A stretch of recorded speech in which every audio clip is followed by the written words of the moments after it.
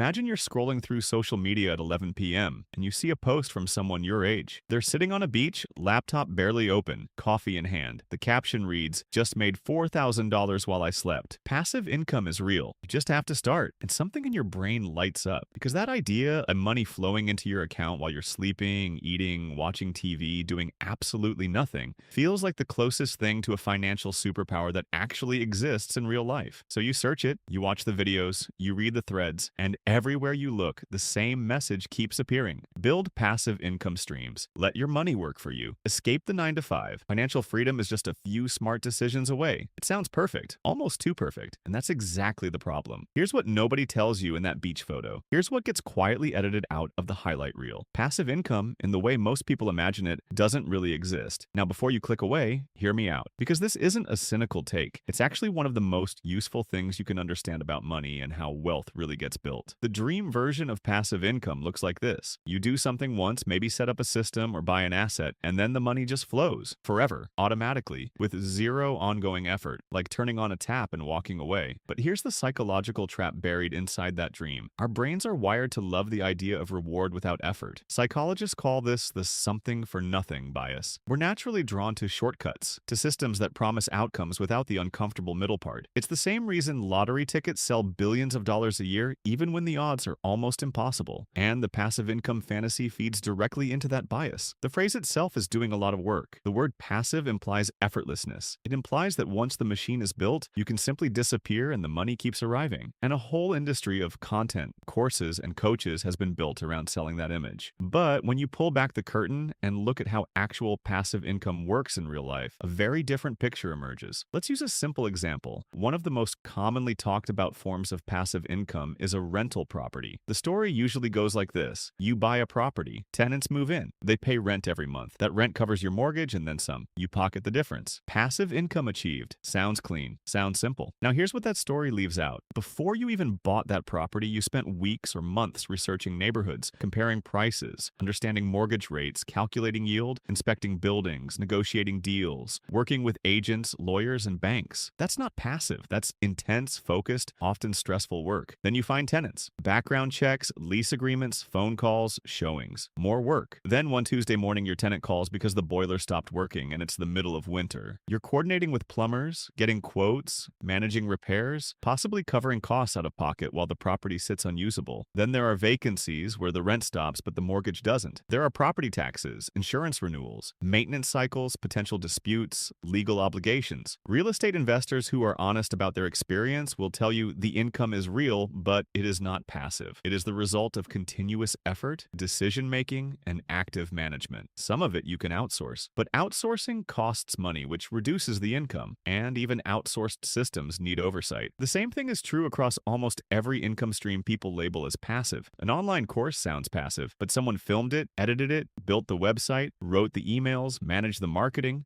updated the content when it became outdated, and handled customer support. That's a significant amount of work up front, followed by ongoing work to keep it relevant and discoverable. A YouTube channel generates ad revenue while the creator sleeps, but that creator spent years making videos, learning what works, building an audience, managing SEO, responding to the algorithm's changes, and consistently showing up even when growth felt invisible. Dividend stocks feel passive. You buy shares, you collect dividends, but someone had to save enough money to build a portfolio worth collecting meaningful dividends from. And that took income, discipline, and time, plus ongoing decisions about what to hold, what to sell, how to manage risk. There's a pattern here. Can you see it? Every single passive income stream has a before, a phase of active, often intensive work that doesn't feel glamorous and definitely doesn't make a good Instagram caption. The beach photo is real, but it's chapter 37 of the story, and chapters 1 through 36 got left on the cutting room floor. Here's the deeper idea that changes how you should think about all of this. Passive income isn't about escaping effort. It's about shifting when and how you apply effort. Think of it like building a water wheel. In the beginning, you're hauling buckets. Every day, you need water, you go get it. Your effort produces a direct and immediate result, but the moment you stop hauling, the water stops coming. Building a water wheel is harder. It takes time, planning, physical work, and probably some failure along the way. But once it's built and positioned correctly, it captures the flow of the river and converts it into energy automatically. You're not removed from the process. You still maintain the wheel, you still make sure it's positioned well, you adapt when the river changes course. But the relationship between your effort and your output has fundamentally changed. You moved from trading hours for water to building a system that converts a resource into value on your behalf. That's what real passive income actually is. It's deferred effort, work done earlier that generates returns later. And once you understand that framing, something important shifts in how you evaluate financial decisions. Instead of asking, how do I find income that requires no work, you start asking, where should I invest my effort so that the returns compound over time, rather than stopping the moment I stop? That's a completely different question, and it leads to completely different choices. Here's another layer worth understanding. There's a psychological phenomenon called present bias, which describes our tendency to overvalue rewards right now and undervalue rewards in the future. It's why we choose the immediate pleasure of spending over the delayed benefit of saving. It's why we avoid the hard work of building something because the payoff feels abstract and far away. Passive income, properly understood, is really a long game played against present bias. It requires you to consistently choose future you over present you, to do the work before the reward is visible, to invest effort into systems and assets that won't pay off immediately. That's genuinely hard. It requires a different relationship with time than most of us are taught to have. And here's the uncomfortable truth that sits at the center of all of this. The reason passive income is rare isn't because the opportunities are rare. It's because most people aren't willing to do the invisible work required to build the systems that produce it. Not because they're lazy, but because the work is hard, the payoff is delayed, and the beach photos make it look like there's a shortcut. There isn't a shortcut, but there is a better path. So what does this actually mean for you? First, change the question you're asking. Stop searching for how to make passive income with no effort, and start asking, what can I build or buy now that will generate returns in the future? That shift sounds small, but it reorients everything. Second, understand that the most accessible passive income streams for most people aren't courses or rental properties or online businesses right away. They're index funds, they're compound interest. They're the slow, boring, unsexy process of consistently investing money over years and letting market returns accumulate. It's not a beach photo, but it's real, and for most people, it's the foundation that everything else gets built on top of. Third, if you do want to build something more active like a rental, a business, or content channel, go in with eyes open. Know that the first phase is active. Respect that phase. Do it well, because the quality of the passive returns later is almost always a direct function of the quality of the work done early. Fourth, stop comparing your chapter 1 to someone else's chapter 37. The person on the beach worked for years to get there, or they're presenting a version of their life designed to sell you something. Either way, the comparison is costing you energy you could be spending on your own. Chapter 1. And fifth, think about what you're already good at. What skills do you have that could be productively converted into something that scales? Writing, teaching, design, photography, analysis, speaking, problem solving. Almost every skill has a version of it that can be turned into something that generates returns beyond the hours you directly put in. The question is how to build that bridge between where you are and where the compounding begins. Here's the thought I want to leave you with. The idea of passive income isn't a lie. It's just an incomplete story told in a way that makes it easy to sell. The complete story is less exciting in the short run. It involves effort, patience, decisions made in the dark before any results are visible, and a willingness to delay the reward for long enough that compounding can start doing its work. But here's what makes that complete story worth telling. The people who understand this, who stop chasing effortless income and start deliberately building systems with their time and money, they eventually do get to the beach. Not because they found a shortcut, but because they were willing to do the work that everyone else was busy trying to avoid. Passive income is real, but it's not effortless. It's front-loaded effort that eventually frees your time. It's deferred discipline that eventually becomes financial freedom. It's chapter 1 through 36 that nobody photographs, followed by chapter 37 that everyone sees. The question isn't whether you can build it. The question is whether you're willing to start chapter 1.